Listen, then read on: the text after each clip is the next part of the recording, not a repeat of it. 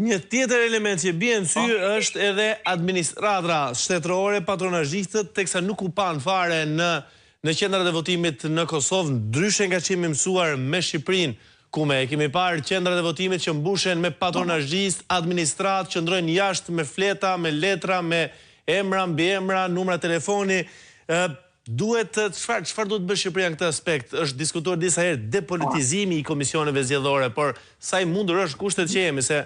këtu bëdhoj se 3/4 të Shqipërisë ka nisur punë shtet. Po, mundet që të bëhet depolitizimi i komisioneve zgjedhore, por në asnjë rast nuk duhet të pranohet dhe të konsiderohet në të njëjtën kohë me një vendimarrje të tillë edhe fakti që problemi u zgjidh pas kësaj.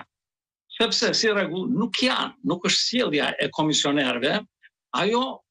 që përbën dhe faktorin kryesor për shfaqjen e fenomeneve të tilla në ditën e zgjedhjeve, pra për prezencën në qendrat e votimit, në mjediset e qendrave të votimit, rreth rrotull qendrave të votimit të personave pa autorizuar, intimidimi i zgjedhësve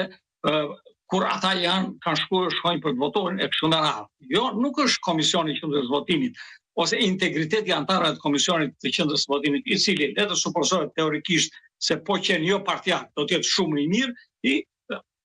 faktori që do të ndërpresi një gjë të tillë. Jo, kjo është sjellja që ne kemi ndaj procesit zgjedhor në tërësinë e tij. Efekti i patronazhistëve nuk është që shfaqet dhe rëndon mbi cilësinë e procesit zgjedhor ditën e zgjedhjeve. Siç dihet, ky është një efekt i cili është i shpërndarë në kohë dhe në hapësirë, pra është i shpërndarë qysh nga momenti kur dekretohet procesi i zgjedhjeve, gjallërohet struktura të tilla, të cilat për mendimin tim nuk duhet të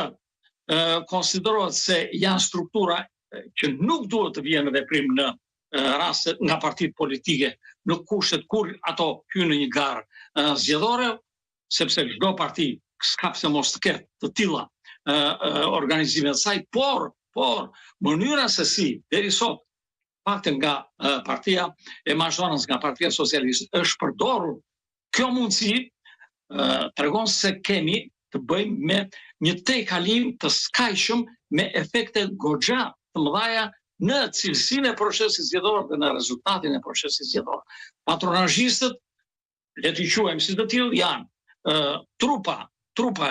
zgjedhore, pra që merret me administrimin dhe me